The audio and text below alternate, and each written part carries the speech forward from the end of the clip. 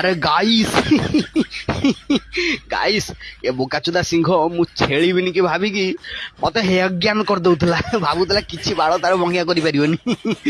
ସିଏ ବୋଧେ ଭୁଲି ଯାଉଛି ମୁଁ ପିଲା ବେଳୁ ଘାସ ସହିତ ହର୍ଲିକ୍ସ ଆଉ ବାଳ ଜାଗାରେ ମୋ ସିଂହରେ ଆଦିବାସୀ ହେୟାର ଅଏଲ୍ ଲଗେଇକି ଆସିଛି। କାହିଁକି ନା ମୁଁ ଏଇଭଳିଆ ବୋକାଚୋଦା ସିଂହ ମାନଙ୍କୁ କୁଟିକି ତାଙ୍କ ଗାଣ୍ଡି ଫଟେଇବା ପାଇଁ ଡେଲି ସିଂହରେ ଆଦିବାସୀ ହେୟାର ଅଏଲ୍ ଲଗଉଛି ଆଉ ଘାସରେ ହର୍ଲିକ୍ସ ମିଶେଇ ଖାଉଛି, ଯାହାଦ୍ୱାରା ମୋ ଦେହରେ ପ୍ରବଳ ପାୱାର, ପ୍ରବଳ ଶକ୍ତି।